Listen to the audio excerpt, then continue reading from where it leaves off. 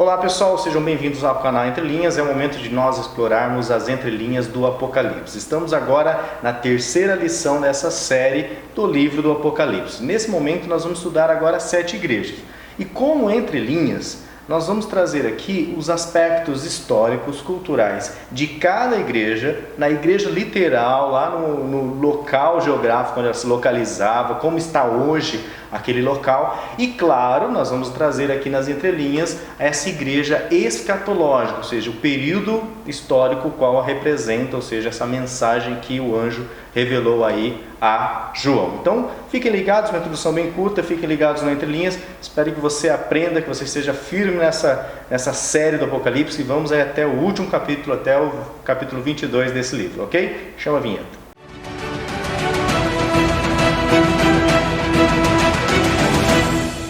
Bom pessoal, vamos lá. Hoje nós vamos ter a participação do Alexandre. Ele está de férias, nós estamos também de férias, mas eu estou conseguindo aqui ficar mais em Campo Mourão para gravar. O Alexandre vai participar de forma remota, então nós vamos ter o comentário dele. Eu sou o Lúcio e esse aqui é o Ricardo, você que está chegando no canal. Não se esqueça também, pessoal, é muito importante que você deixe o seu like se você gostar do conteúdo. Se você não é inscrito no canal, fica o apelo, faça parte aí do canal Entre Linhas, assine o nosso canal, se inscreva aí para que você fique sabendo dos próximos vídeos, principalmente agora que nós estamos numa série ininterrupta aí do estudo sequencial do Apocalipse, ok pessoal? Fica também o apelo, compartilhe com seus amigos. Nós precisamos atingir uma meta aí de 10 mil inscritos para que o canal atinja um nível na plataforma do YouTube e a gente consiga utilizar os recursos, principalmente de stories, de vídeos curtos e outros recursos que a plataforma está liberando, mas nós temos que ter 10 mil inscritos. Então compartilhe esse vídeo se você gostou, compartilhe com seus amigos aí do colégio, do trabalho, seus vizinhos que não conhecem, o Apocalipse e acha que o Apocalipse é um livro, de 7 cabeças. Não é de 7 cabeças, é um livro de 7 igrejas, Ricardo? Então, vamos lá. A mensagem de Jesus às 7 igrejas. Nós vamos começar agora mostrando um mapa que mostra aqui as 7 igrejas geograficamente. Lembrando que no vídeo anterior nós já discutimos que existiam outras igrejas aqui, mas que Deus selecionou algumas igrejas com algumas características escatológicas, Ricardo? Igreja literal, Isso. Recapitulando rapidamente, João ficou preso aqui na ilha de Patmos. E essa localização daquelas 7 igrejas que estariam naquela região chamada de província da Ásia. Tinha outras aqui pertinho, tinha Mileto, uma igreja de igual importância.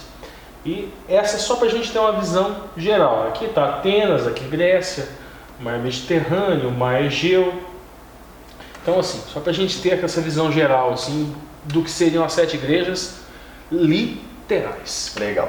O próximo slide vai mostrar aí as 7 igrejas já com alguns nomes e aqui também alguns significados e os períodos dessas igrejas. Lembrando que esses slides estão disponíveis aqui na descrição do vídeo, no Google Drive, para você poder dar um zoom ou compartilhar com seus amigos, Isso agora aqui é a mesma coisa, uma visão geral também das 7 igrejas, mas as 7 igrejas agora é escatológica.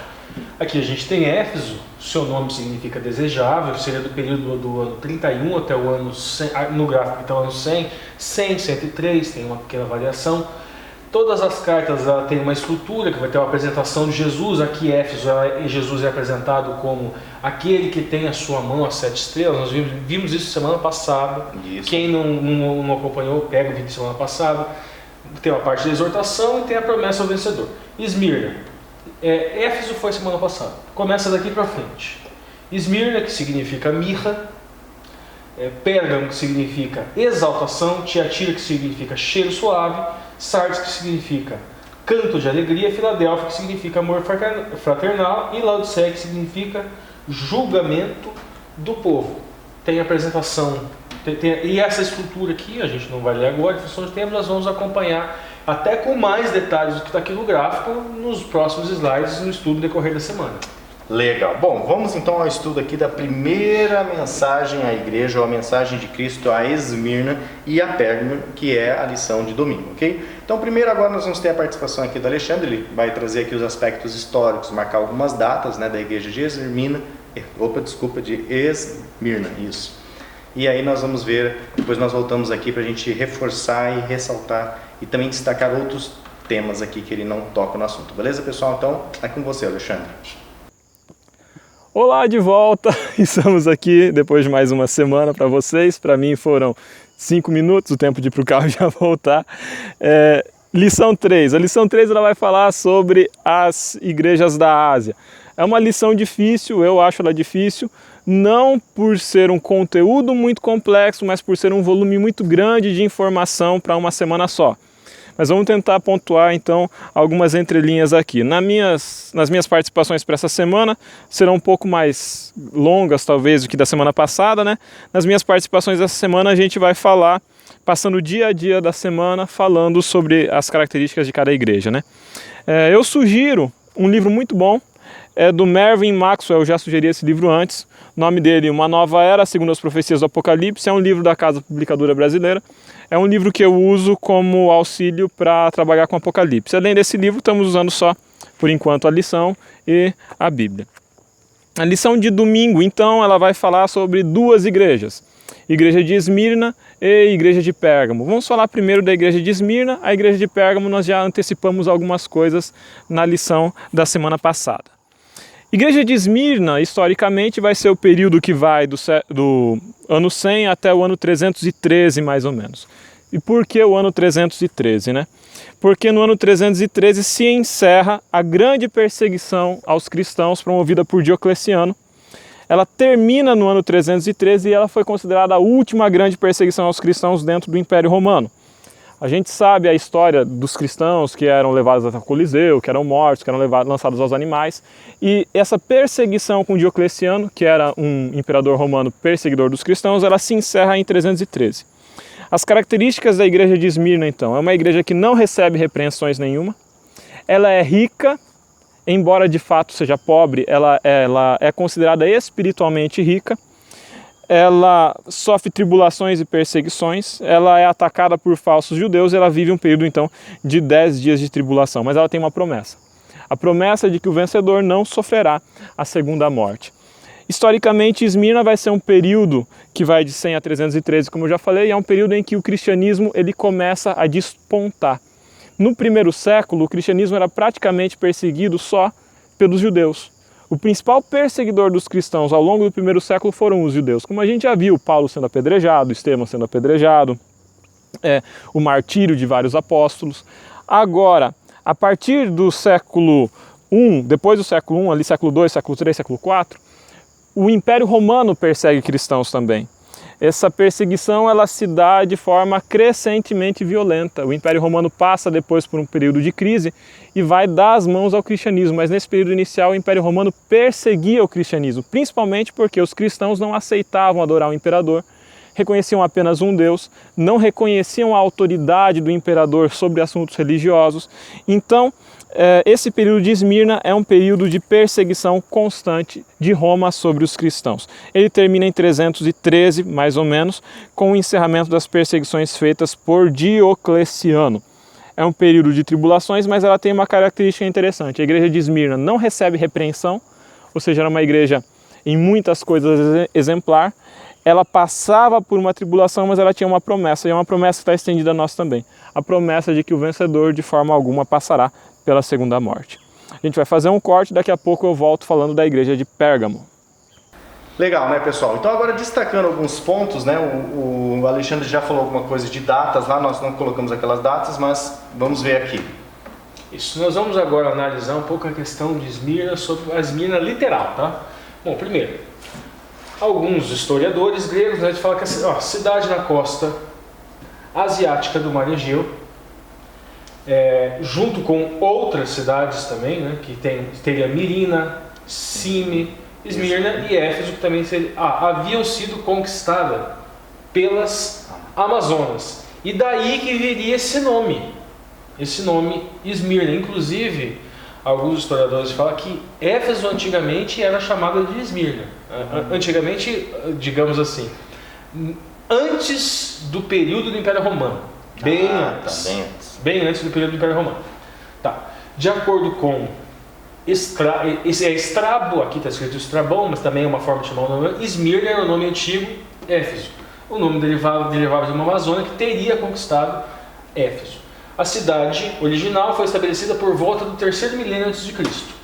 Daí, por volta de 1500 AC, ela tinha caído sob a influência do Império Hitita, de Anatólia Central. Aí no primeiro milênio antes de Cristo, Esmirna era uma das cidades mais importantes da Federação Jônica. A conquista da cidade pelos lídios foi por volta do ano de 600 a.C.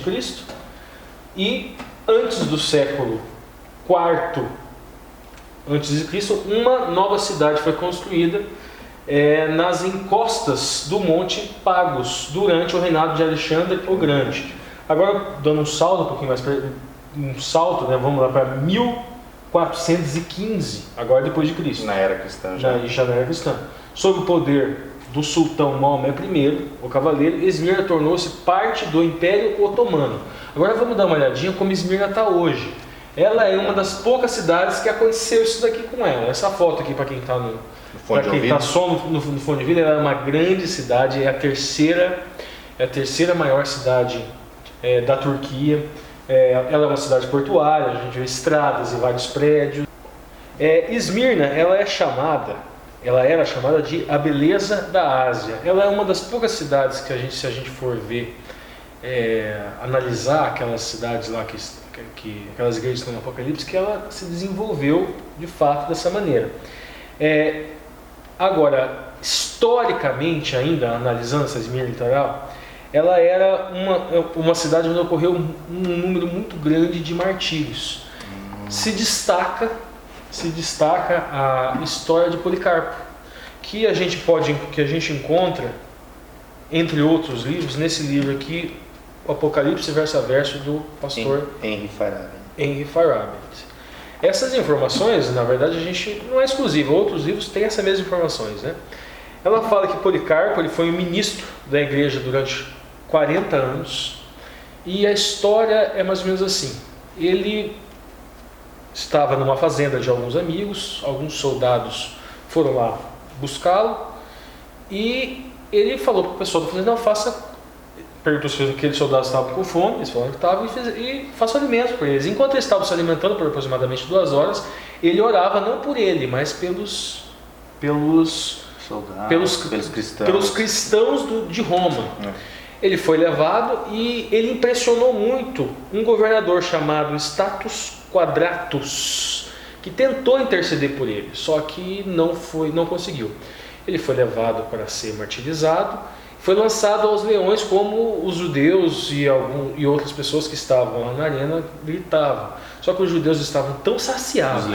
Os leões estavam tão saciados com os outros, tudo gordinho, com as outras pessoas que se recusaram a comer Policarpo.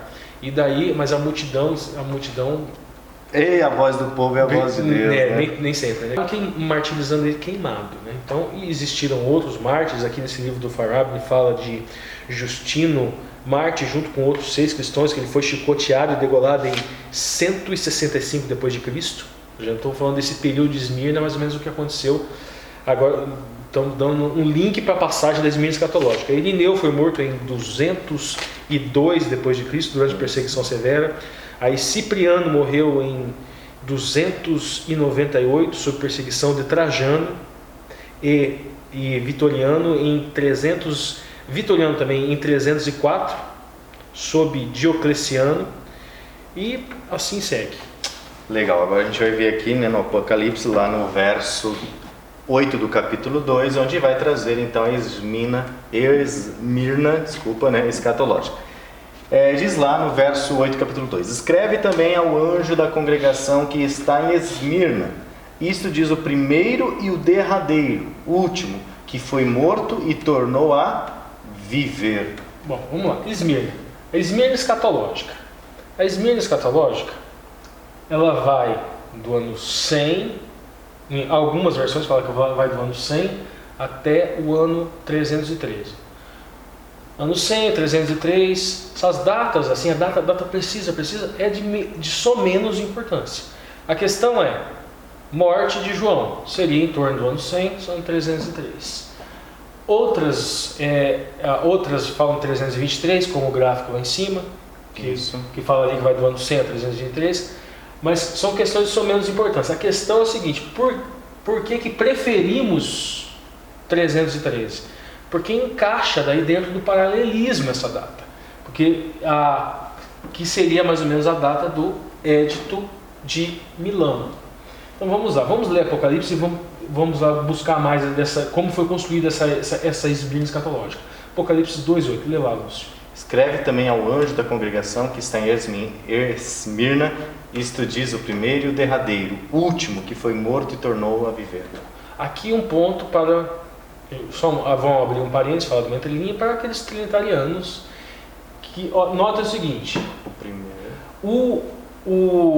As cartas, elas têm esse padrão. Sim. Tem uma apresentação do Messias, tem uma apresentação de Yoshua, porque na verdade a revelação é de Yoshua. Note como ele é apresentado aqui. O primeiro é o derradeiro. No Velho Testamento, em Isaías 44:6, lê lá. Assim diz o Senhor, Rei de Israel e seu Redentor, o Senhor dos Exércitos. Eu sou o primeiro e eu sou o último, e fora de mim não há Deus. Adonai Tzvaot, né, que é o Senhor dos Exércitos. Eu sou o primeiro E eu sou o último. e eu sou o último. Mesma apresentação aqui. Legal. Só que note que foi morto e tornou a viver. Então Jesus é o primeiro e o último, mas lá em Isaías, então se você aceita Senhor dos Exércitos. Então se você aceita o Novo Testamento inteiro, fica difícil aí você conciliar um antitrinitarianismo, né?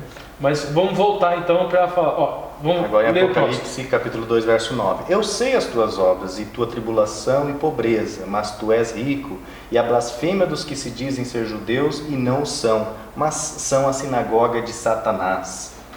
Esse versículo é melhor, ele é um versículo que não encontra tantos problemas, essa questão dessas tribulações, inclusive nós já falamos, já demos exemplo agora há pouco, um pouquinho antes, né?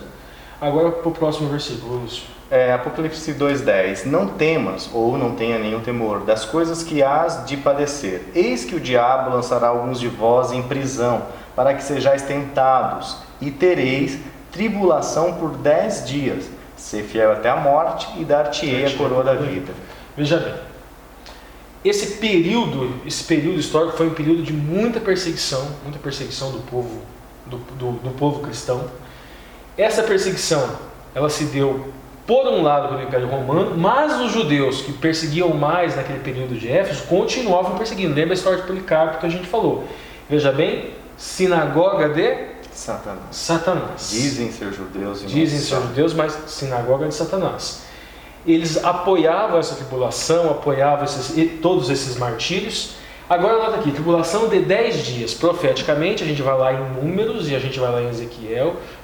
Nós descobrimos que, profeticamente, um dia equivale a um ano. Então seriam 10 anos, que teria sido do ano 303 até o ano 313.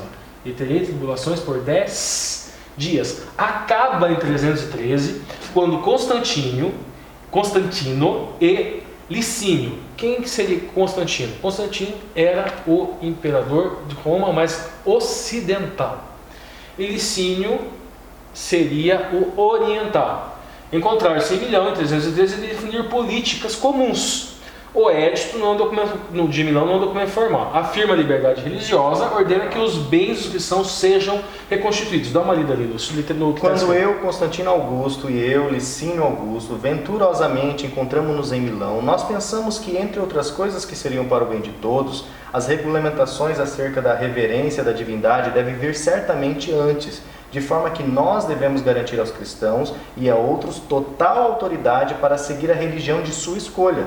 Além disso, no caso dos cristãos especialmente, nós acreditamos melhor ordenar que esses lugares que eles costumavam reunir-se devem ser restituídos aos cristãos sem pagamento. Interessante, hein? Uma entrelinha aqui, depois de muito tempo, havia obviamente um conflito, Constantino e Licínio. Aqui eles fizeram uma reuniãozinha diplomática, mas não muito tempo depois, Constantino vence a peleia e decreta que Licínio seria um traidor e ele é exatamente morto. E aí começa um período que logo mais à frente nós vamos falar. Vamos lá. Legal. Bom, nós vamos avançar agora. Falta um pouquinho, Lúcio. Um ponto importante aqui, que a gente falou de tanta tristeza, tem que ter um conforto, né? Faltou ler Apocalipse 2:11. Quem tem ouvidos, ouça o que o Espírito diz às congregações. o que vencer não receberá o dano da segunda morte.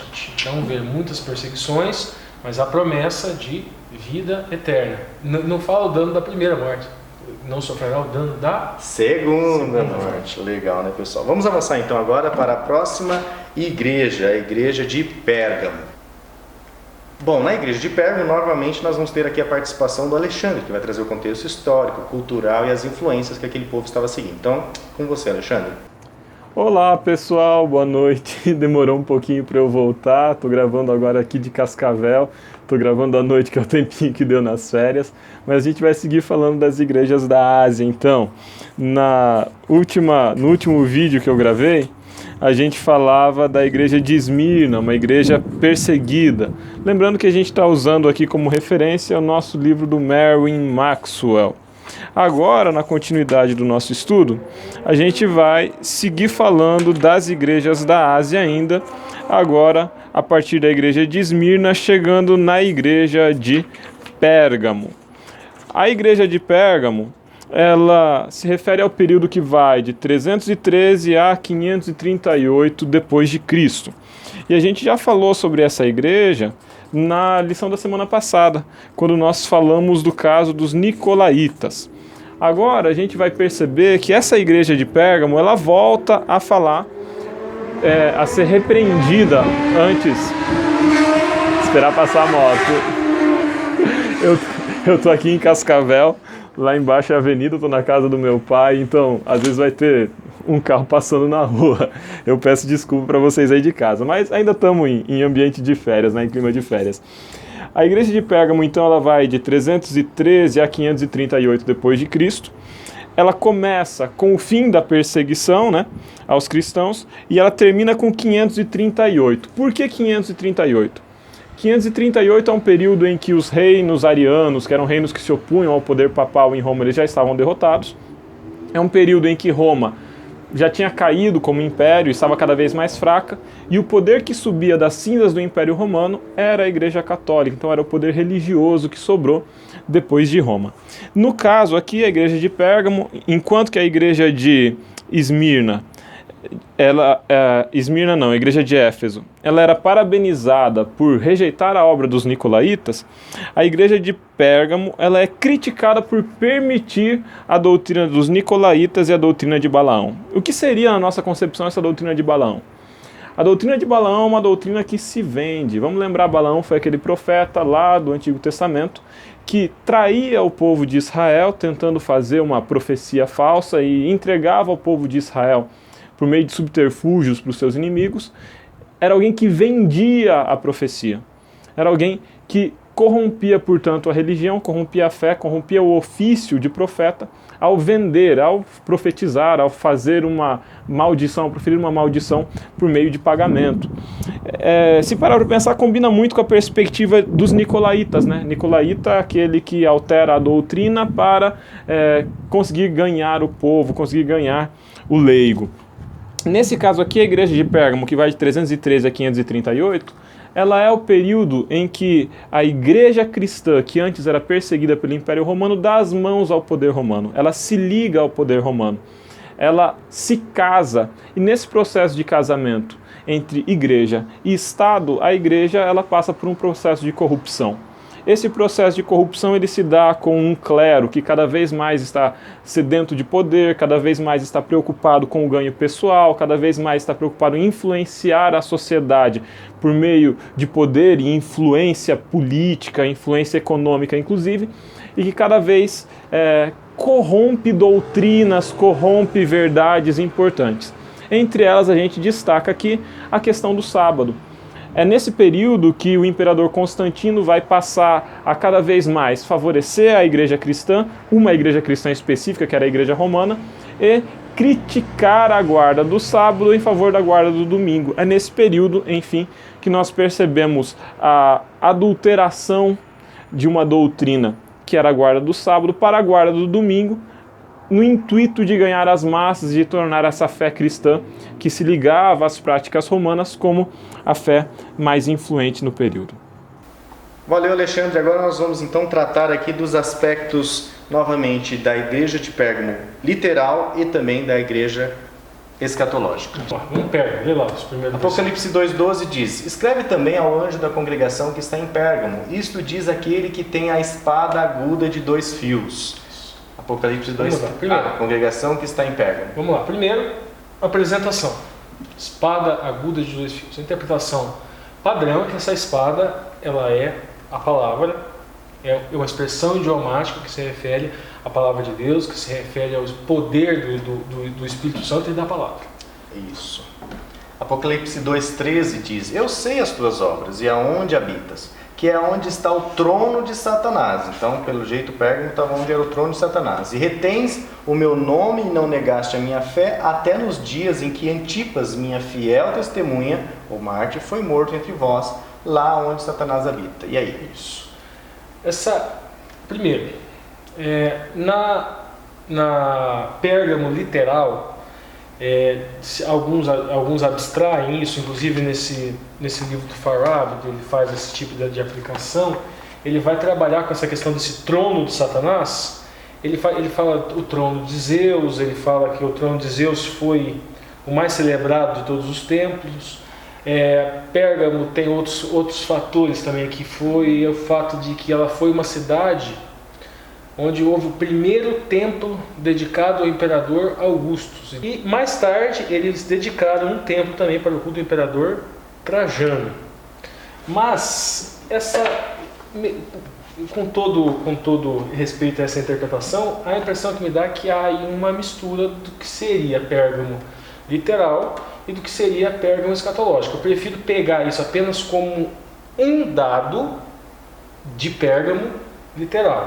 Esse trono de Satanás por que daria esse tipo de coisa? Se daria porque aqui vamos lembrar que Pérgamo escatológica é do ano 313. Isso, até o ano 538.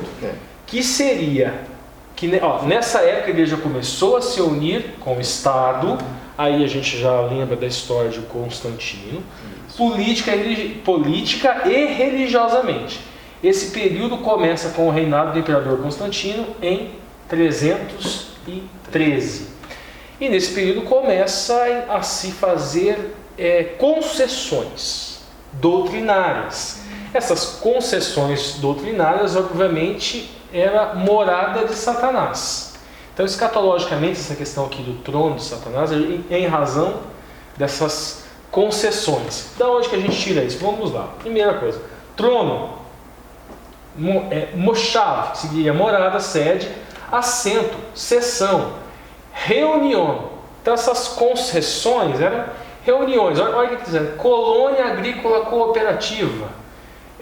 Começou a haver cooperação de política e religião. Ou nádegas. Aí não temos nádegas a declarar. Né? Então vamos lá. Aí, Apocalipse 2,14. Isso, vamos lá. Porém, algumas poucas de suas coisas tenho contra ti, que tem lá aos que retêm a doutrina de Balaão, que ensinava Balaque a pôr escândalo, tropeços, diante dos filhos de Israel, para que comessem dos sacrifícios da idolatria e fornicassem. Isso. O Alexandre já falou, inclusive, no vídeo da semana passada, sobre isso. Essa doutrina de Balaão é justamente isso. Isso é a contaminação da sã doutrina que Éfeso não aceitou, que Éfeso estava sendo tentada, mas efetivamente isso não entrou dentro dela. Agora isso já estava entrando nesta igreja. E aí o 2,15, né? Assim tens também aos que retêm a doutrina dos nicolaítas, o qual eu aborreço. Apocalipse 2,15. No próximo slide vamos falar melhor um pouco mais. 2,16. Arrepende-te, e se não, depressa, ou presto, ou muito cedo, ou em breve, virei a ti e contra eles batalharei com a espada da minha boca. Essa espada de minha boca, espada de 2 gumes, é a palavra. Efetivamente isso vai acontecer. Essa espada virá, obviamente, no próximo período escatológico, na próxima igreja escatológica. Tem aqui o xeref, né? Espada, lâmina, aridez. E destruir ou devastar, que seria a palavra branca. Apocalipse 2,17 diz: quem tem ouvidos, ouça o que o Espírito diz às congregações. Ao que vencer, darei a comer do maná escondido, E dar-lhe-ei uma pedra, seixo, branca, e na pedra um novo nome escrito, o qual ninguém conhece senão aquele que o recebe. E aí tem o Iven e o Shen. Isso. Primeira coisa, vamos falar da questão do maná escondido. Interpretação clássica que esse maná escondido, numa relação entre tipo e antitipo. O antitipo seria que esse maná escondido seria o Messias. Tá, mas tudo bem, mas vamos analisar onde estaria então o tipo. Na Arca do Concerto, o que tem dentro da Arca do Concerto? Na Arca do Concerto tem a Tábua dos 10 Mandamentos, que representaria o caráter do Eterno. Isso. E que Cristo veio aqui cumprir por nós, estaria lá dentro. E estaria lá o cajado de Arão, que seria a autoridade do Eterno, a autoridade do Messias também. E a Maná, que seria o Cristo enquanto um símbolo do Cristo enquanto pão da vida. Isso no Kadosh Kadoshim, isso no Santo dos Santos. Lá no Santo também tem pães, tem 12 pães. Isso, 12 pães da mesa. Então existe uma estrutura escatológica onde é o pão da vida. Lá também no Santo também ele é o pão da vida, 12 porque são para cada uma das tribos. Agora lá dentro também há, mas ele está coberto. Por quê? Antes da glorificação nós não temos como ter acesso a ele. Apenas derramando o sangue do Cordeiro, selando essa arca, que nós podemos, que o Gadol Kohen, uma vez por ano, entra lá, faz aquele serviço de aspergir o sangue.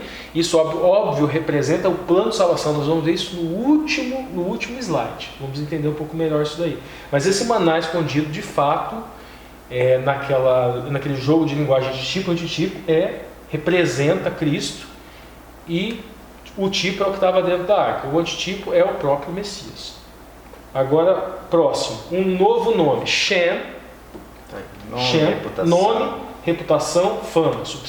Então, nome, veja que há lá uma alusão a uma pedrinha. Nesse livro aqui nesse livro do Farabi, que eu estou usando de base, ele fala que quando qualquer pessoa entre os gregos era acusada de crimes contra o Estado e era julgado pelos cidadãos, eles votavam pela absolvição com uma pedrinha branca, por condenação com uma pedrinha preta. Então veja bem, então é uma pedra de que cor? Branca. Absolvição, só que ela tem um nome. Então o que Yoshua vai trazer? Primeiro, absolvição em função da graça, mas ele vai trazer também um caráter novo, uma fama nova, uma reputação nova. Isso daqui seria muito interessante se a gente fizesse isso junto com o Salmos 23. Só que com o estudo feito em hebraico que a gente fez em outro vídeo, não tem como a gente fazer isso daqui agora. Mas tem relação com o Salmo 23, quando fala: prepara uma mesa perante os meus inimigos e unge minha cabeça com óleo. Quem sabe onde é que está, dá uma olhadinha lá. Se você tiver tempo de aplicar na lição, vocês aplicam. E o próximo slide, só reforçando agora a questão, da doutrina dos Licolaitas, que também aparece lá em Apocalipse 2:6. Tens, porém, isto que aborrece as obras dos Nicolaitas, os quais eu também aborreço. Lá em Éfeso eles aborreciam. Isso. Mas aqui em Pérgamo, não. Eles retêm. Então tem a diferença. Então vamos lá. Primeiro, aquela noção de novo tipo e antitipo. Existiam Nicolaitas mesmo, já falamos lá no vídeo anterior. É só para a gente dar uma relembrada, eles se diziam discípulos de um dos diáconos de Nicolau. Etimologicamente, Nico significa conquistar e Laite significa pessoa, conquistador de pessoas. Tem uma versão alternativa, grego Nikao, que significa conquistar. Laita é uma derivação de laikos, que vem de laos, que seria leigos. Então seria conquistador de leigos, ou seja, eles, dentro desta interpretação, eles retêm a doutrina dos Nicolaitas, que eram na verdade conquistadores de pessoas ou conquistadores de leigos, mas eles eram falsos profetas. Alguns associam também com Balaão, justamente por causa dessa. Mas o ponto, tanto a doutrina de Balaão quanto a doutrina dos Nicolaitas é um símbolo da igreja escatológica, na qual doutrinas estranhas estavam entrando nela, assim como que foi lá na Torá, a história de Balaão, e no Novo Testamento com a história dos Nicolaitas. Legal. E agora nós vamos para Pérgamo literal, onde que está lá, ó, tem uma imagem aqui para quem está com fone de ouvido, né?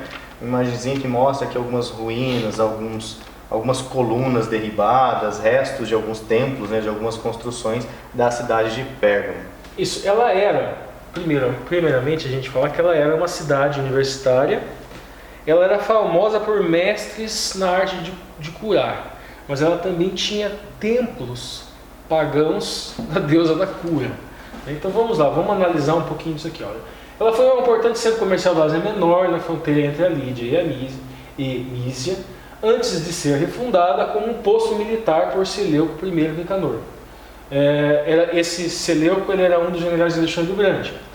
Chamava-se Pelópia. Ela foi destruída por um grande terremoto durante o reino de Augustus, mas ela foi reconstruída. Detalhe, ela foi reconstruída com a ajuda do Império Romano. Uma coisa interessante, dá para fazer um contraponto. Laodiceia, mas aí a Laodiceia literal, também houve um grande terremoto, só que ela era tão rica e eles eram tão cheios de si que eles negaram ajuda, reconstruíram a cidade sozinhos. Na antiguidade, a cidade era conhecida por suas muitas guildas. Aqui um detalhe interessante, essas guildas comerciais, né? Tipo associações comerciais. Mas olha o detalhe, famosa pelo seu comércio e pela sua produção têxtil. Para poder trabalhar no comércio, era necessário que o cidadão pertencesse a alguma dessas guildas, sendo muito comum que os seus membros participassem de festas dedicadas às divindades pagãs. Ou seja, para você fazer parte do clube, você tinha que ter práticas pagãs comuns aos membros do clube, né? Então aqui, ou seja, para trabalhar e você não era pagão, não era muito fácil nessa cidade literal de Pérgamo. Exatamente, Pérgamo literal. Então vamos lá. Legal, vamos avançando então, né, pessoal? Ainda faltam muitas igrejas aqui. Vamos para a igreja de Tiatira. Bom, nessa igreja de Tiatira nós vamos ter então mais uma fala aqui do Alexandre, onde ele vai trazer novamente os aspectos sociais, econômicos, culturais que estavam envolvendo a cidade de Tiatira, né? Com você, Alexandre. Nós seguimos agora para a igreja de Tiatira, que profeticamente representa o período que vai de 538 até 1560. Ela é uma igreja que, além de permitir a doutrina de Balaão e dos Nicolaítas, ela tolera Jezabel. Esse período ele é um período longo que diz respeito a toda a supremacia papal medieval. Ela começa em 538 e se estende até 1560. O que acontece mais ou menos no período de 1560 de tão importante? Entendendo, pessoal, que essas datas não são precisas, tá? Em 1560 a gente já tem o começo, vamos dizer assim, o desenho da Reforma Protestante. A partir de 1560 nós já não temos mais uma única igreja cristã europeia, mas nós temos a Igreja Católica ainda figurando como muito influente, muito poderosa, mas diversas religiões cristãs protestantes disputando espaço. Bom, valeu, Alexandre.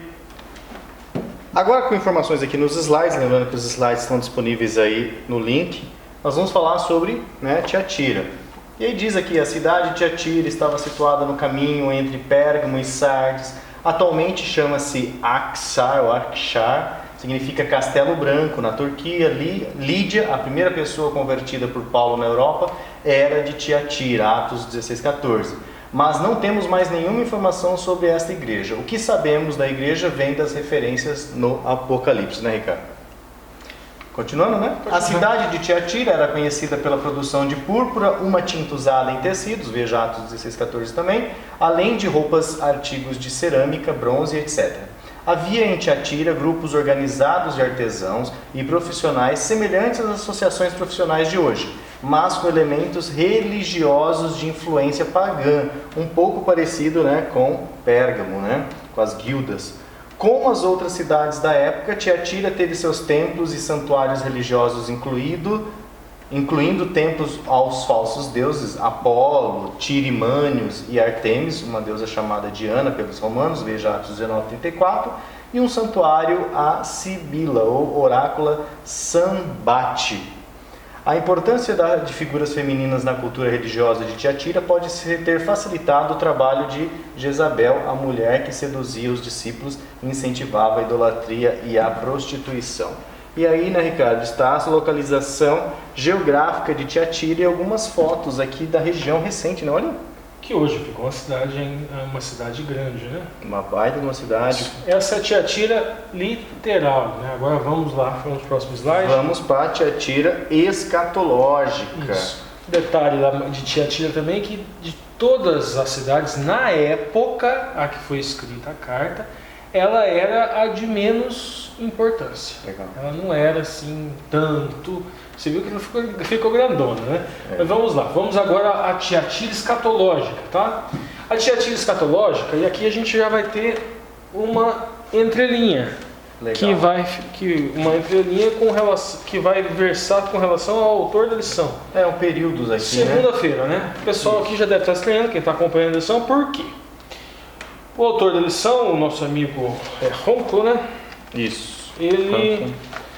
Ele crava 538, ok, perfeito, para essa Tiatira escatológica, 538, início, que seria também o início da supremacia papal, né, e o fim seria 1517, aqui no gráfico, mas o Rocco ele coloca 1565. E aí, qual que é o certo? Qual data que é a correta?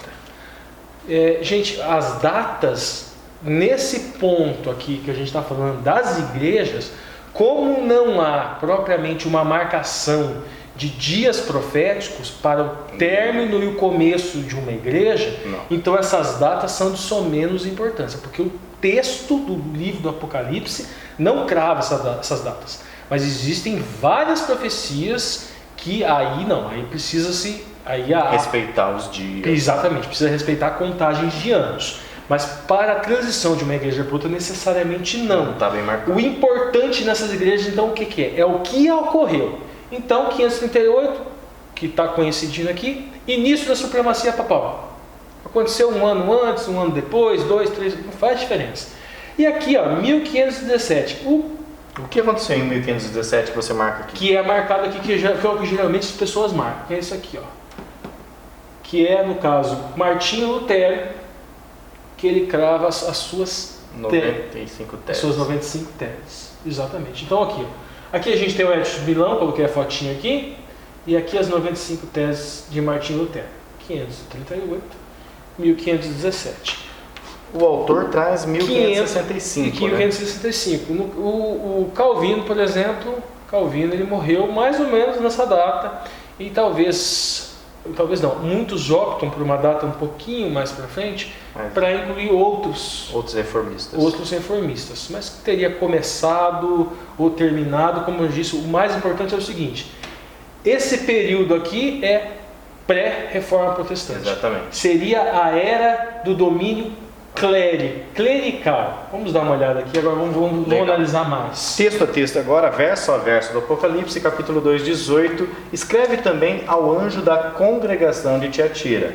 Isto diz o Filho de Deus, que tem seus olhos como chama de fogo e os pés semelhantes ao latão reluzente. Congregação de Tiatira, a gente já explicou essa questão aqui da olhos como chama de fogo. A presença do Eterno. Se vocês quiserem mais detalhes, vocês vão lá. Esh, em hebraico, o fogo lá na Torá, o fogo no Velho Testamento, sempre associado à presença do Eterno. Olhos, a gente já falou, Ain é uma letra de experiência, então... O Messias, na verdade, o que o Messias é? É através do Messias que nós temos a experiência do fogo, o Espírito Santo de Deus, aquelas línguas de fogo, pés semelhantes a latão reluzente, os caminhos que ele conduziu, que nós temos que conduzir, eles são reluzentes. E a gente fez a associação com o livro de Daniel. Quem quiser mais detalhes, olha lá. Legal. Apocalipse 2,19. Eu sei as tuas obras e a tua caridade, ágape, amor divino em ação, e o teu serviço, e a tua fé e a tua paciência, e que as tuas últimas ou derradeiras obras são muitas mais do que as primeiras. Bom, veja bem, esse período aqui é um período escuro, né? um período que teve muita paciência, né? Sem um período da Idade das Trevas. Nesse período, o acesso à palavra, ele começou a ser restrito justamente ao clero. Um filme interessante que vocês podem assistir é O Nome da Rosa. O Nome da Rosa, que no filme se colocava arsênico nas páginas dos livros que eram proibidos, né? E as pessoas iam aparecendo mortas com a língua marcada, né? Então, quem quiser dar uma olhada lá nesse filme, um filme muito interessante. Ou seja, haviam pessoas que ainda preservavam o ágape. Por quê? Aquelas doutrinas que começavam a se mudar, começou a se incluir aqui indulgências, comprar terreninho no céu. Por que isso? Veja bem, nesse período aqui, a gente já tem a igreja com um poder político. E as doutrinas agora, elas começam a ser mudadas para angariar fundos, para manter este poder político.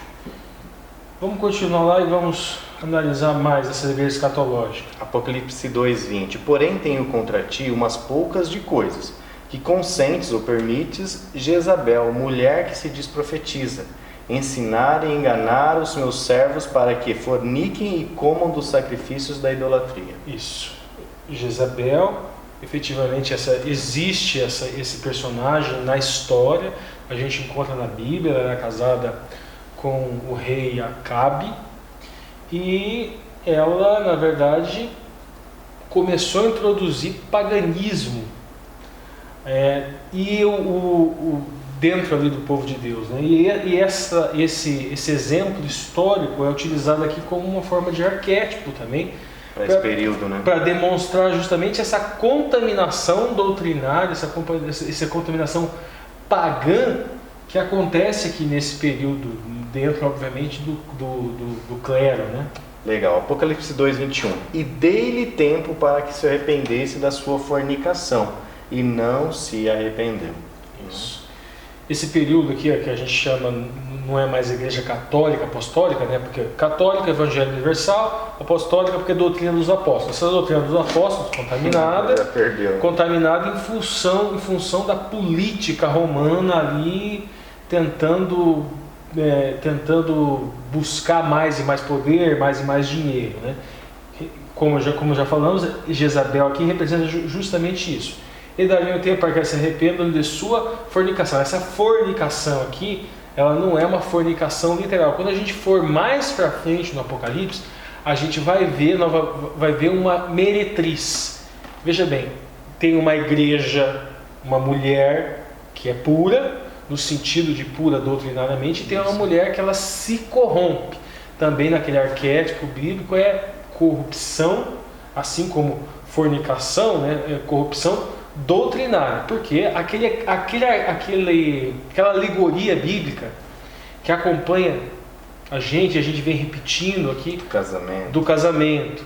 O eterno é o marido, e a Israel e a igreja é a esposa. Agora essa esposa aqui, a gente utiliza o arquétipo de Isabel. O que essa esposa está fazendo?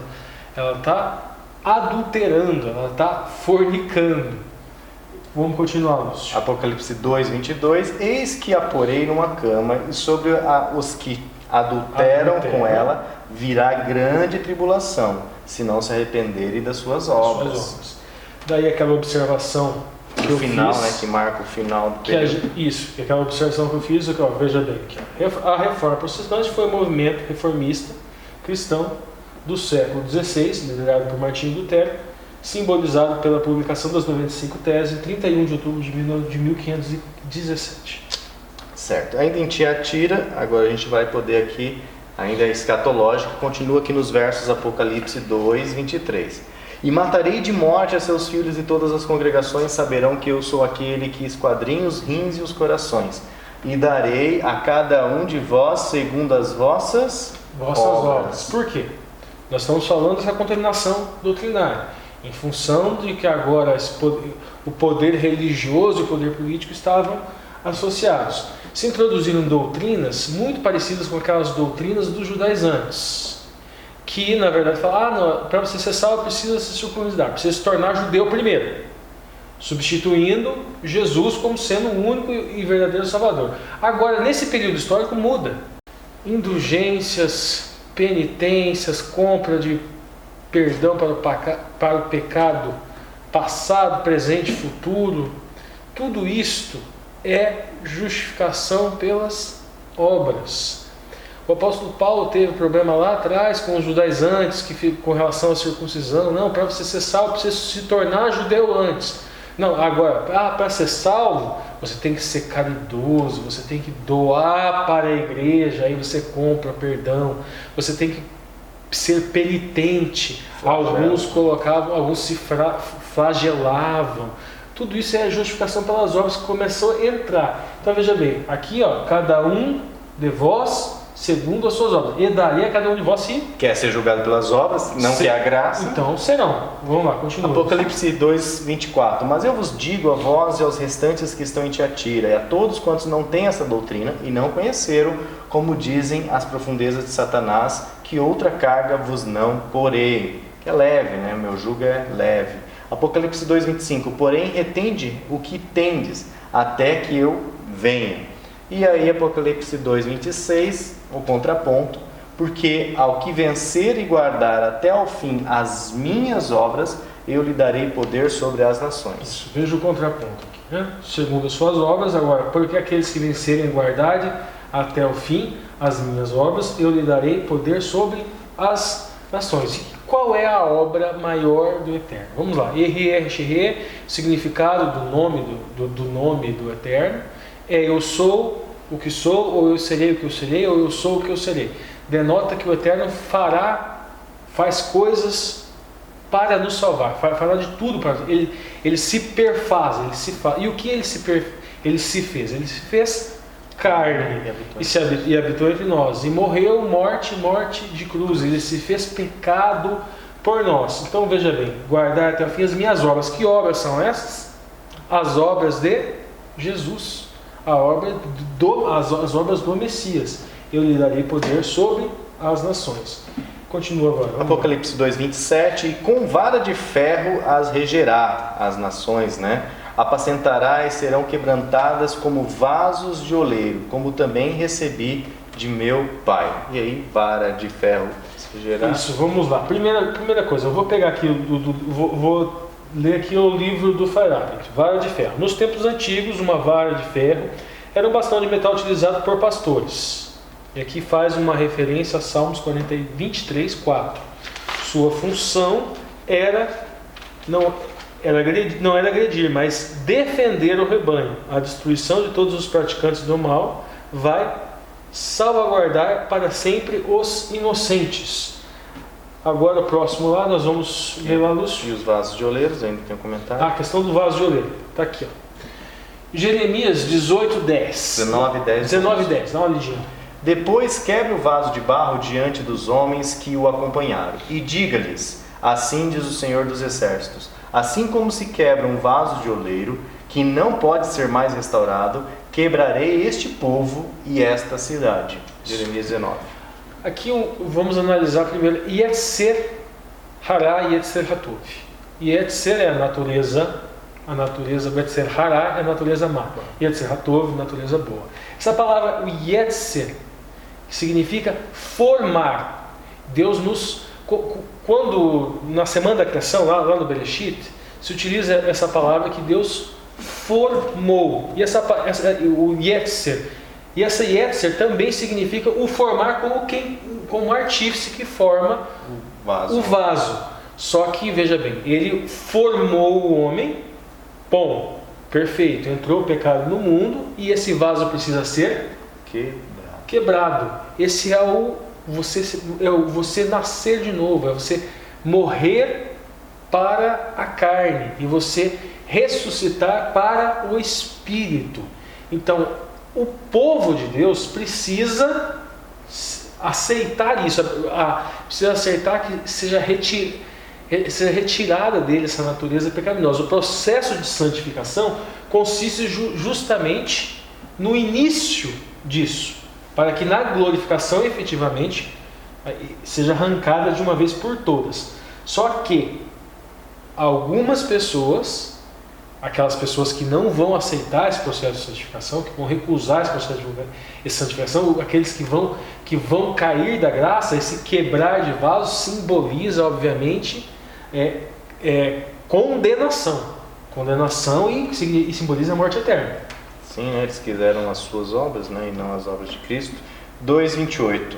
E dar-lhe-ei a estrela da manhã. Estrela da manhã. Nós já explicamos em outro vídeo aqui que este título é um título para Jesus. Inclusive, mais para frente no Apocalipse, nós vemos essa referência 22:16. Eu, Jesus, enviei o meu anjo para vos testificar essas coisas nas igrejas. Eu sou a raiz, a geração de Davi, a resplandecente estrela da manhã. O que acontece? Em algumas traduções em português, lá no Antigo Testamento, utilizaram uma palavra hebraica e resolveram traduzir por estrela da manhã, mas o significado hebraico é outro.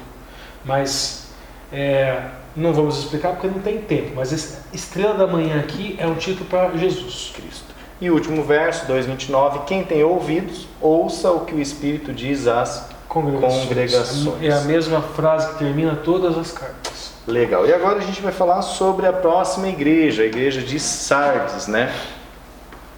Temos agora uma participação do Alexandre, novamente com os comentários que um historiador, né, pode aí contribuir aí com o nosso estudo. Então é com você, Alexandre. Agora, a gente chegando já na igreja de Sardes, né, que vai de 1560 até 1790. Se nos primeiros passos da Reforma Protestante, essas igrejas apresentavam um fervor missionário, um fervor reformador, elas tinham um nome de quem está vivo, elas de fato começaram a se apresentar mortas. Por quê? Depois do começo da Reforma Protestante, aquele clero, aqueles irmãos leigos que inicialmente apresentavam um fervor missionário, apresentavam um fervor pelo estudo da palavra, apresentavam um afã de conhecer a verdade, eles passaram a se estruturar de uma forma a conservar poderes, a se associar a políticos influentes, à nobreza alemã, por exemplo, a se dedicar ao ganho pessoal também e à justificação e legitimação de autoridades temporais constituídas. Essa consequência imediata desse processo de ligação entre os grandes príncipes e a religião é que a religião reformada agora, os reformadores protestantes, eles perderam interesse, de certa forma, nas verdades bíblicas e no conhecer as verdades bíblicas e no alterar as condutas deles de acordo com as verdades bíblicas e passaram a se preocupar com questões temporais. O resultado é que nós víamos, a partir ali de 1560 até 1790, uma igreja protestante que cada vez mais se aproximava das antigas práticas tradicionais do culto católico, com algumas alterações em termos de dogma. É o caso da igreja luterana, é o caso da igreja anglicana, é o caso até do culto calvinista, que cada vez mais se aproxima das práticas romanas anteriormente criticadas.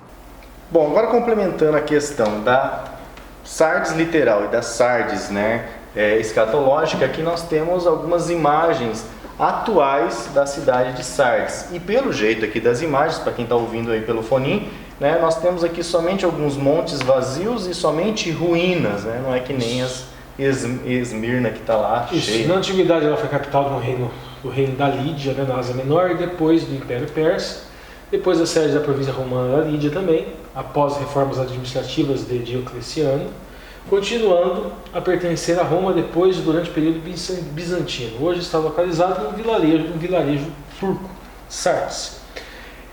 Então vamos lá, essa seria literal. Tem mais algumas informações que a gente pode trazer aqui. A antiga cidade de Sardes ela foi construída em plato de rochas escapadas e erguidas a 500 metros acima da planície. A gente vê aqui nessas imagens, dá mais ou menos para ter essa noção. As paredes de elevação sobre a qual a cidade foram construídas eram quase todas perpendiculares. A cidade era inacessível, exceto por uma passagem estreita, muito inclinada e facilmente fortificada e vigiada. Legal, agora a gente vai para Sardes escatológica. E novamente aqui nós vamos ter uma pequena diferença, né, sobre a marcação do tempo. Então, por exemplo, aqui nós temos na Sardes escatológica, como o Apocalipse diz, em capítulo 3, verso 1, escreve também ao anjo da congregação que está em Sardes. Isto diz o que tem os 7 Espíritos de Deus e as 7 estrelas. Esse mistério já foi revelado logo no começo do livro, né?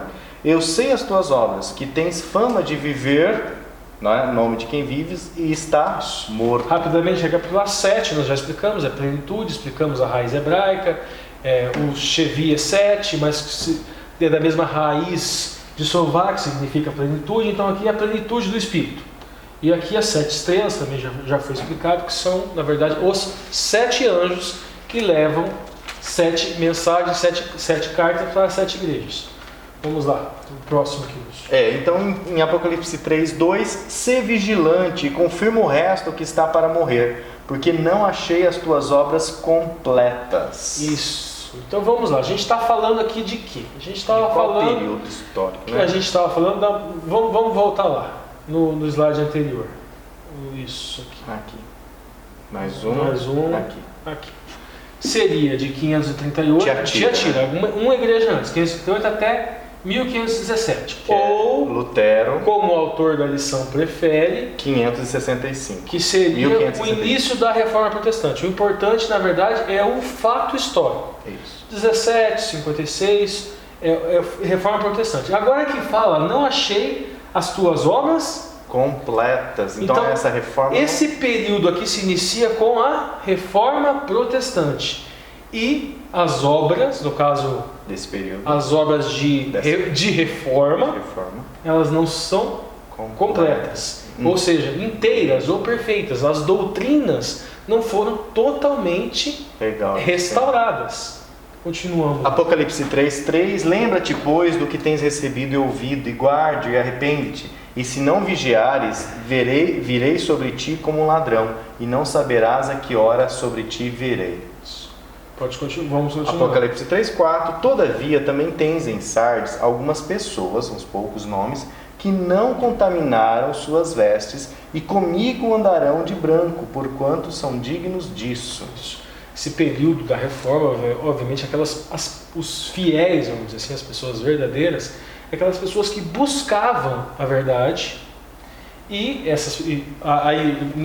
ainda nesse início do período que vai, no caso de 1517 até 1798, o autor coloca também uma outra data. 1740, né? Ao invés de 1798. Ele coloca 1740. Por quê? Um pouco. Aqui, 1517 começa Reforma Protestante. Lutero. Isso. Lutero, Calvino e outros tantos reformistas protestantes. Por volta de 1740 começa o quê? Quando começa um reavivamento espiritual, que seriam aquelas pessoas que, não satisfeitas por essas obras incompletas, elas buscam mais. Mas o que acontece? Alguns eventos acontecem para dar causa a esse reavivamento. Nós vamos ver isso mais para frente no próximo slide. O interessante aqui, que eu coloquei essa figura lá. Nós estamos agora aqui em Sardes, estudamos lá para trás Tiatira. Essas duas igrejas aqui, Tiatira e Sardes, olha, começa a Tiatira escatológica em 538. Supremacia papal. E acaba Sardes 1798 a 1740. Justamente coincide com uma outra profecia que vai ser estudada mais para frente, que vai de 538 a 1798, que é a dos 1260 dias ou 1260 aqui anos. Nós já estamos lidando com profecia marcada de tempo, né? Exatamente. Então aqui a gente não pode brincar com data, a gente não pode, é um pouquinho mais para frente ou um pouquinho mais para trás. E aqui também nós encontramos aquela técnica que nós chamamos do paralelismo. Já estamos fazendo um paralelo aqui desses dois períodos de Sardes e de Filadélfia com esse período que vai vir agora com data marcada específica. Legal. Apocalipse agora, cadê? 3:5. O que vencer será vestido de vestes brancas, e de maneira nenhuma apagarei ou riscarei o seu nome do livro da vida. Antes, confessarei o seu nome diante de meu Pai e diante dos seus anjos. Novamente, a vestes brancas. Vestes Né? brancas, isso. E aí aqui tem A expressão hebraica liben, né, significa alvejar, clarear, branquear, purificar, ou também significa, detalhe aqui, ó, esclarecer, elucidar. Elucidar. Isso é legal. Esse período dessa igreja aqui, que é o período da Reforma, é um período justamente de quê? De esclarecimento, de elucidação daquelas doutrinas que teriam sido contaminadas, daquelas doutrinas que teriam sido perdidas. Estas vestes brancas também podem simbolizar, efetivamente, fomos atrás do hebraísmo, e é o que normalmente o padrão que colocado nos livros é a justificação pela graça, pelo sangue de Cristo na cruz, no sentido mais pessoal, vamos dizer assim, né? O último verso, né, Apocalipse 3:6, quem tem ouvidos, ouça o que o Espírito diz às congregações. Isso, a frase que termina. Essa igreja, 1798, que é a data que muitos preferem, diferente do autor, né? Também tem um evento histórico aqui, escatológico, que vai ser estudado, que vai ser repassado desse paralelismo mais para frente, que o Lúcio dá uma lida aí pra gente. É, porque é o período onde acontece aqui, completando os 1260 anos, iniciando, né, no início da supremacia papal em 538, vai dar exatamente 1798, que em 1798 é o momento em que, na Revolução Francesa, né, Napoleão manda prender o Papa Pio. E aí o acaba. Papa Pio, exatamente, ele é preso por ordem de Napoleão. Então encerra o período aí de... Aqui há uma referência nesse paralelismo, né, isso vai ser estudado melhor mais para frente, com Daniel 7, verso 25. Que dá uma lidinha lá pra gente. E os santos lhes serão entregues nas mãos por um tempo, 2 tempos e metade de um tempo. É outra profecia que também está associada aqui a essas duas igrejas escatológicas. Legal. Bom, agora a gente vai entrar aqui num paralelo sobre a questão, né, de Filadélfia, o paralelo do 6º selo com a 6ª igreja. Vamos lembrar daquela técnica dos textos hebraicos do paralelismo. Mas antes, né, deixa eu só... Então, vamos chamar o Alexandre vai trazer novamente uma fala sobre a igreja de Filadélfia e aí depois nós voltamos com o paralelismo. Chegamos agora na penúltima igreja, a igreja de Filadélfia, que profeticamente vai de 1790 até 1840.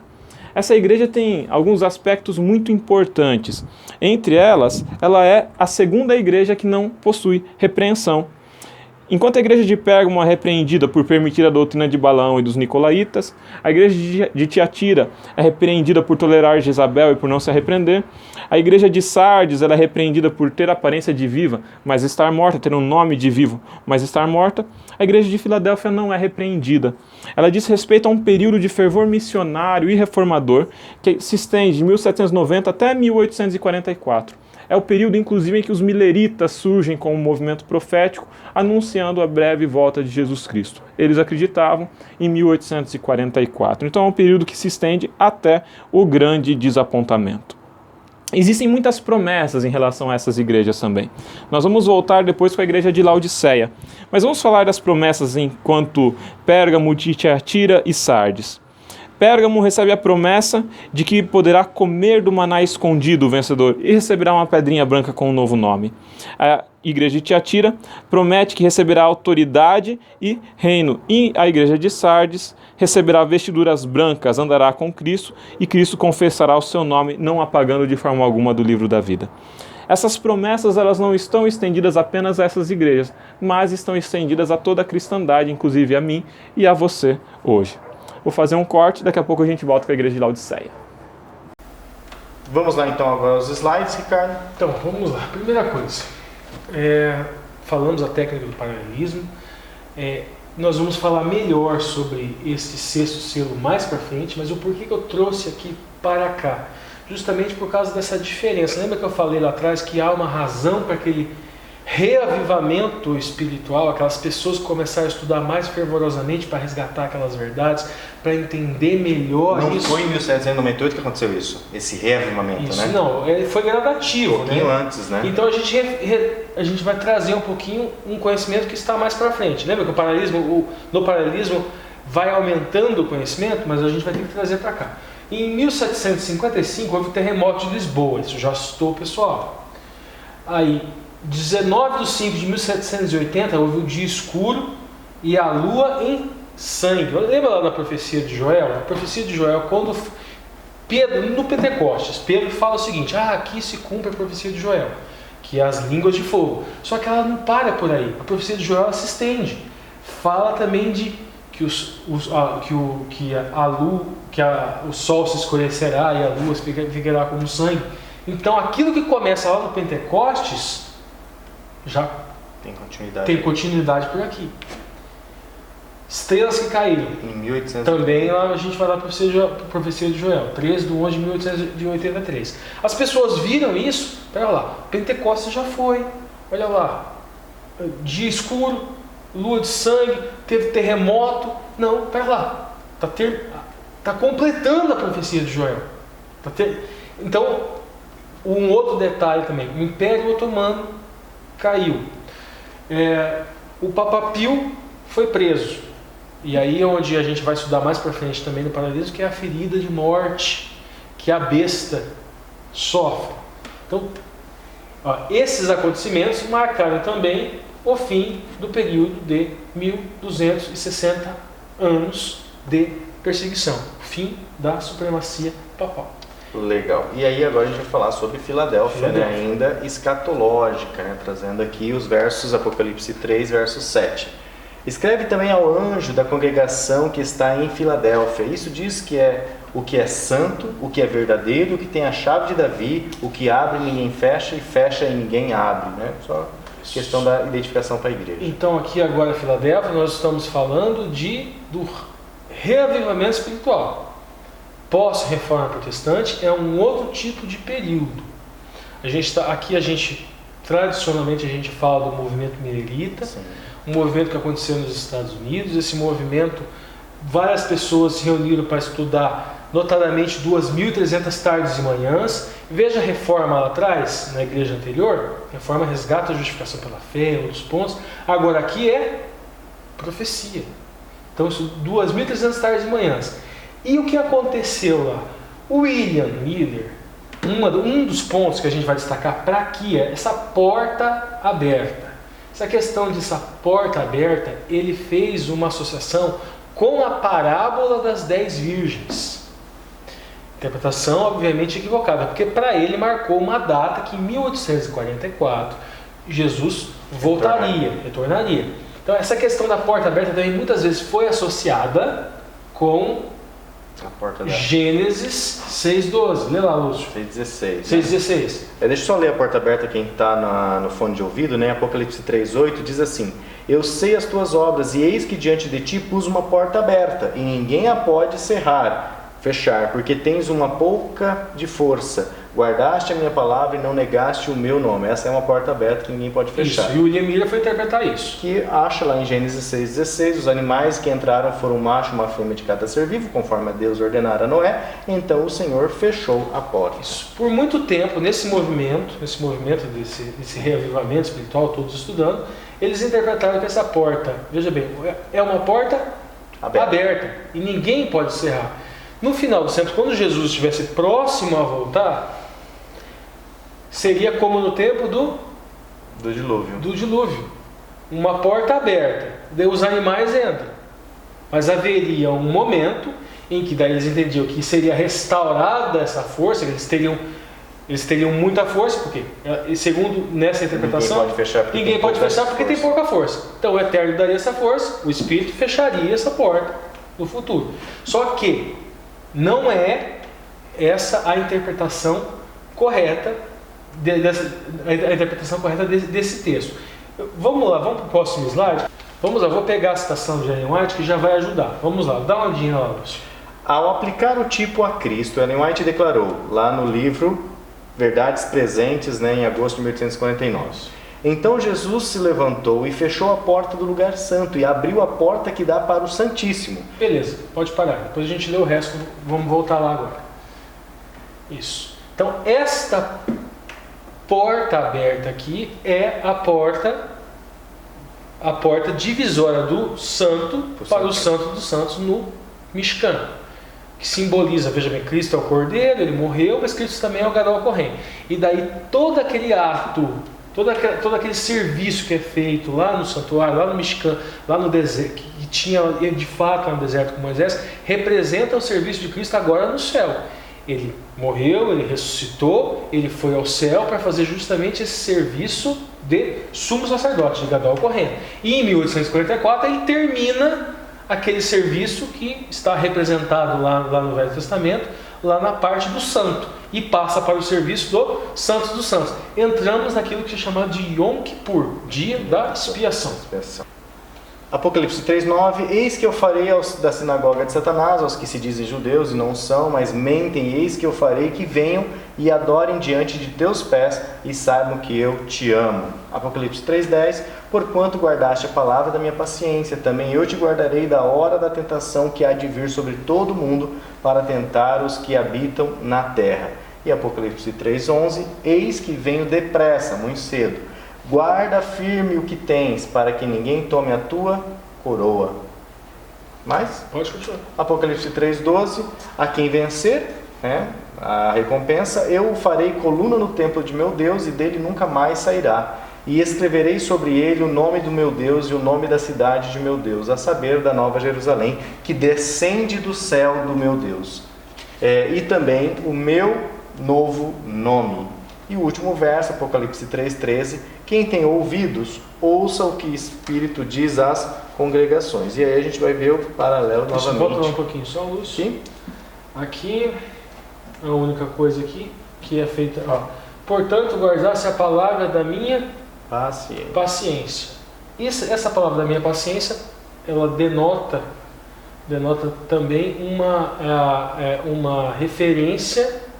A paciência de Noé dentro da arca. De não só dias. isso, mas também a paciência daquelas pessoas que estavam lá nesse reavivamento. E que iriam continuar. Não, tipo. Isso, que iriam continuar insistindo no estudo da palavra, mesmo após o desapontamento, que marca o fim desse período dessa igreja escatológica aqui de Filadélfia. Ela começa, vamos voltar lá para a gente dar uma olhada, ela começa para a gente marcar direitinho aqui. Ela começa. Pode dar uma olhada na lição, inclusive, Lúcio, que você vai ver. Aqui em Filadélfia. Isso. Só marcar as datas aqui, deixa eu só verificar. 1798 a 1844. Que seria o Yom Kippur. Vamos lá, agora vamos entender um pouquinho melhor esse 1844 aqui. E aqui está. Isso aqui é só para a gente não vai, isso aqui é só um apanhado geral, né, do que eles estavam estudando. 457 a.C. foi o decreto de Artaxerxes para a reconstrução do templo. Essa é a profecia das 2.300 tardes, tá? Daniel 8:14. 2.300 tardes de manhã, chave profética, 2.300 anos. Aí tem todas essas semanas que estão lá em Daniel, e daí 2.300 tardes de manhã que o santuário será purificado. Acaba aqui em 1844. Por quê? Uma vez por ano se purificava o santuário. Era no chamado Yom Kippur. Mas existe um santuário celestial. E esse não vai ser uma vez por ano. Esse vai ser de uma vez para a eternidade. Vamos lá. E aí, continuando a citação de Ellen White. Continua. Vamos lá, vê lá, Lúcio. E aí, vi aqui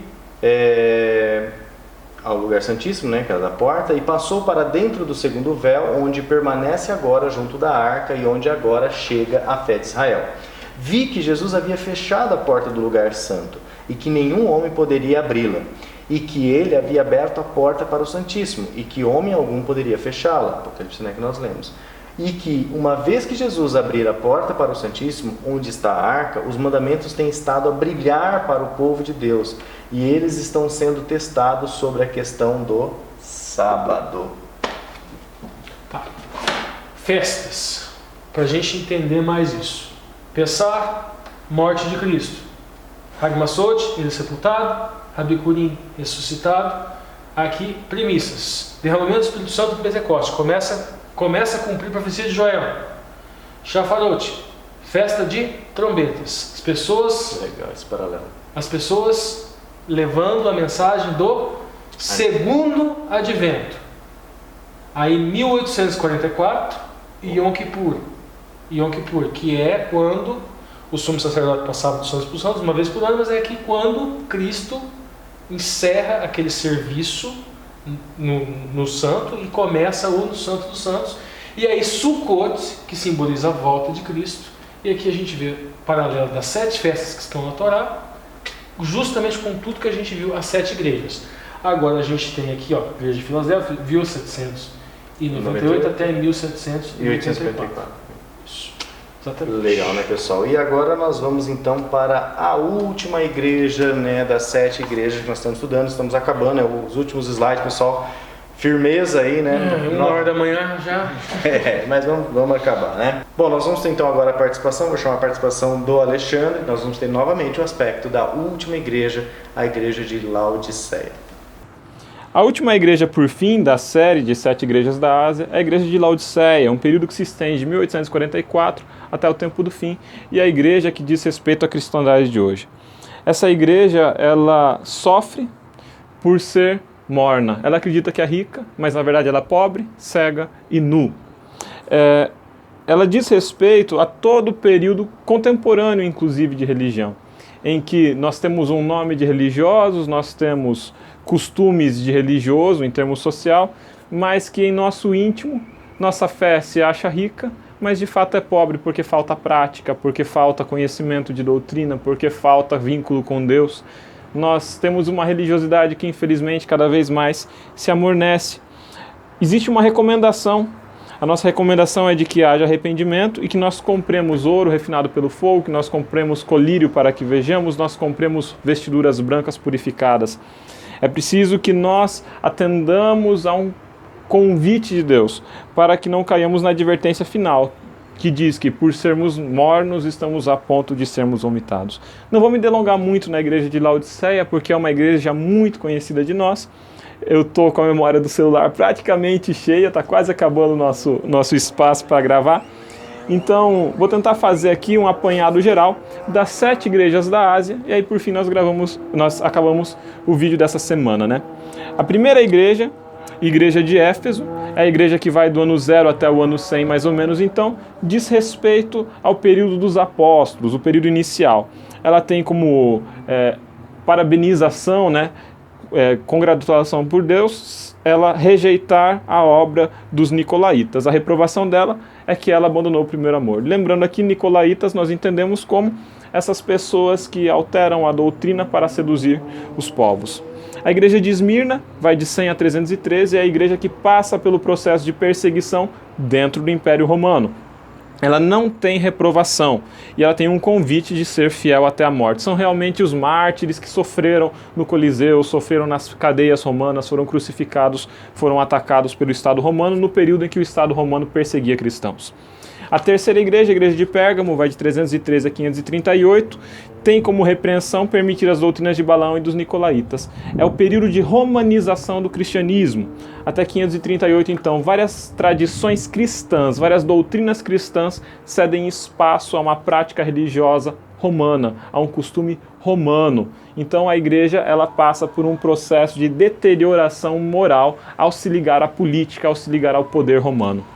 A quarta igreja, a igreja de Tiatira, vai de 538 a 1560. Ela não só tolera as doutrinas de Balaão e dos nicolaítas, como a igreja de Pérgamo, como ela tolera Jezabel. Jezabel, vamos lembrar, a rainha de Israel, uma rainha que era má, uma rainha que perseguia os profetas, perseguia o povo de Deus, e essa igreja aqui de Tiatira fez isso durante o período de supremacia papal, em que cada vez mais os chamados hereges foram martirizados, foram atacados, foram perseguidos por seguir a doutrina ou por tentar seguir as verdades bíblicas. A igreja de Sardes vai de 1560 a 1790, é o período de decadência da reforma protestante, em que os cristãos cada vez mais abriam mão de um fervor reformador que tinha alimentado o sonho de Lutero, o sonho de Calvino, o sonho de Hus, o sonho de tantos reformadores, e que agora davam as mãos de volta ao poder temporal, ao poder político, se entregavam ao sonho de uma prosperidade material e viam o seu evangelho cada vez mais com obras mortas. Tinham um nome de que estava vivo, tinha aparência de estar vivo, mas de fato estavam mortos. A sexta igreja, a igreja de Filadélfia, ela vai de 1790 a 1840. É um período de reforma, de fervor missionário, é um período inclusive dos mileritas. Lembrando, a segunda igreja que não possui nenhuma advertência, nenhuma repreensão. Agora, por fim, a igreja de Laodiceia, nosso tempo hoje. Uma igreja que está morna, uma igreja que precisa, assim como a igreja de Éfeso, uma igreja que precisa talvez reencontrar o seu primeiro amor, mas uma igreja que precisa comprar colírio para ver, comprar roupas purificadas pelo sangue do Cordeiro, comprar ouro refinado pelo fogo. Nós precisamos lembrar que nossas práticas e nossas práticas religiosas de obediência não são suficientes para a nossa salvação. Nós precisamos comprar vestiduras brancas, vestiduras purificadas pelo sangue de Cristo. Todas elas possuem uma promessa, possuem uma esperança. E nós terminamos agora relembrando as principais esperanças que nós temos. Comer da árvore da vida, receber a coroa da vida, receber uma pedrinha com um novo nome, reinar junto com Deus, receber vestiduras brancas, tornar-nos colunas no santuário de Deus e, por fim, assentar-se no trono com Deus. Nós temos uma esperança. Apesar das repreensões, apesar de todo esse período histórico que nós vemos se estende desde os tempos de Cristo até o tempo do fim, em todos esses períodos existe a certeza de que Cristo caminha entre os candelabros, existe a certeza de que Cristo está presente guiando a sua igreja e a esperança das promessas que são feitas. É só aguardar mais um pouquinho, Cristo está voltando. Conservemos aquilo que nós temos, compremos as vestiduras brancas pagas pelo sangue de Cristo Jesus, reavivemos a nossa fé por meio da devoção diária, do convívio diário com Deus e tenhamos um cristianismo prático. Essa é a mensagem que eu deixo para vocês aqui de Cascavel. Um abraço a todos, beijo para todo mundo e até o próximo vídeo. Tchau, tchau. Bom, agora que nos detalhes aqui, verso a verso dos slides, né, sobre a igreja, já na visão escatológica, Apocalipse 3,14, escreve também ao anjo da congregação que está em Laodiceia: isto diz o Amém, o testemunho fiel e verdadeiro, o princípio da criação de Deus, a identificação de quem está mandando a mensagem, Apocalipse 3,15. Eu sei as tuas obras, que nem és frio, nem quente. Oxalá foras frio ou quente. Né? Nós lemos bastante esse verso, né, para nós. Apocalipse 3,16. Assim, porquanto és mono, nem frio nem quente, vomitar-te-ei da minha boca. Porque dizes: rico sou, e estou enriquecido, e de nada tenho falta, e não sabes que és um coitado, miserável, pobre, cego e nu. Lembrando que o Ricardo já apontou aqui, né, que Laodiceia foi a cidade que rejeitou o quê?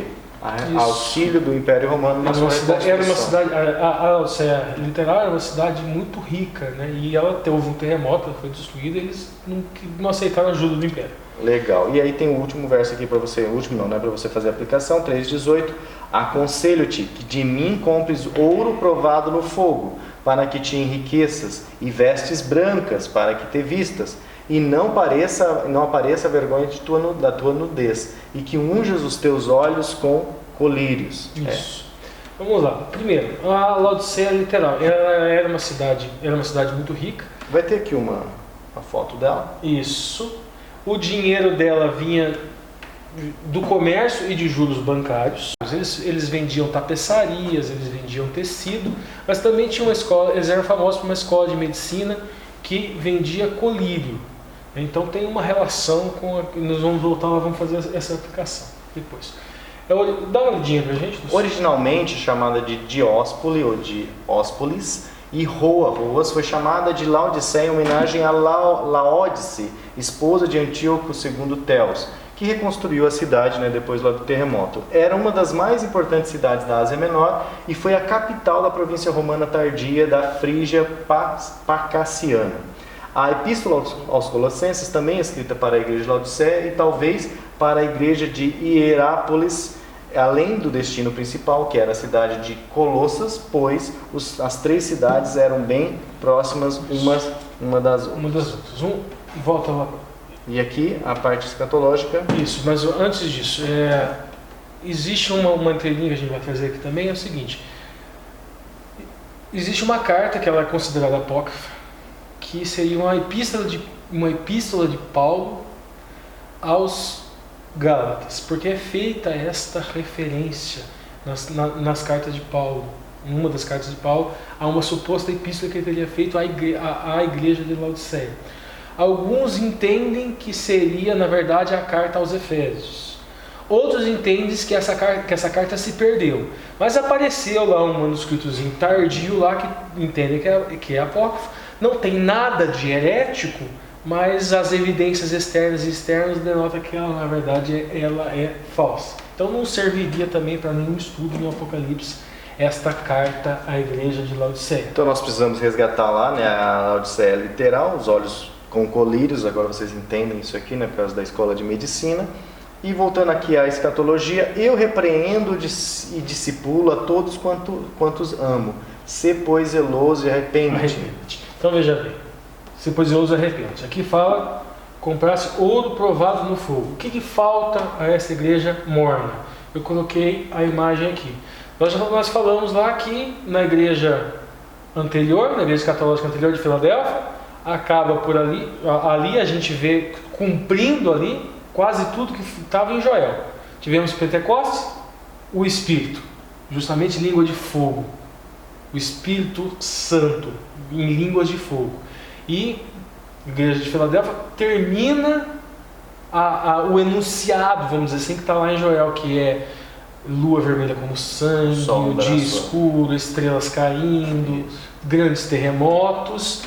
Para Laodiceia falta isso, falta ser provado pelo fogo, falta o Espírito Santo de Deus, para que tenha riquezas e vestes brancas, para que ter vistas. Lembra, nós falamos que o comércio lá era de lã, de produtos têxteis. Mas veja bem, essas vestes brancas, para que cubra a sua nudez e os seus olhos de colírios, porque não enxergam mais o quê? Não enxergam mais a verdade, exatamente. Verdade. E aqui já no 3:20, eis que estou à porta e bato. Se alguém ouvir a minha voz e abrir a porta, entrarei em sua casa e com ele cearei e ele comigo. A gente lê bastante esse versículo. Pode haver, com certeza, há uma interpretação universal e individual, mas há escatológica. Eis que estou à porta e bato, por quê? Volta de Cristo. E 3:21, o último verso aí da lição, pessoal aí que guerreiro, que fica até o fim da lição, #fui até o fim. Ao que vencer, o farei assentar comigo no meu trono, como também eu venci e me assentei com o meu Pai no seu trono. Então qual seria o período aqui de Laodiceia? Vai de 1844 até... Então, vamos pegar aqui esse detalhezinho aqui. Eis que estou à porta e bato, até a volta de Cristo. Até a volta de Jesus. E aí não tem mais na oitava igreja, não tem mais profecia, 1200 tardes e manhã, 1260 dias, 2300 tardes.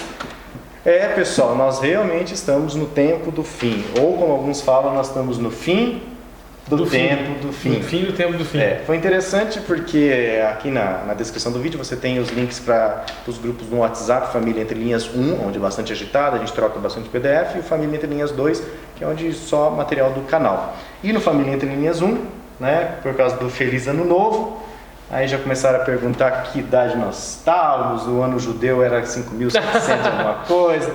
Então o pessoal está lá conversando. Depende do calendário, gente. Depende. A questão é, Jesus vai voltar. Isso é uma certeza que a gente tem que ter no nosso coração.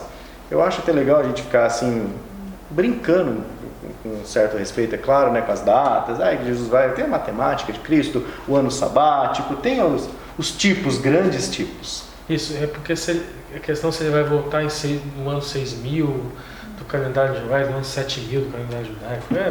Eu acho assim, eu vou pôr minha opinião aqui, depois o pessoal aí comenta. É que eu falei até pro Ricardo aqui preparando, né? Eu acho melhor as pessoas ainda ficarem discutindo isso, claro, não com sentido de doutrina, né, mas com sentido de possibilidades matemáticas, do que ficar discutindo quem ganhou o campeonato, qual que é o melhor jogador, quem que jogou. Então, mas assim, com respeito, né, gente? Com respeito sempre nas coisas, né? Não querendo pregar uma verdade, porque isso não é uma verdade, é só um exercício matemático, ok, pessoal? Então fique à vontade de fazer parte dos grupos.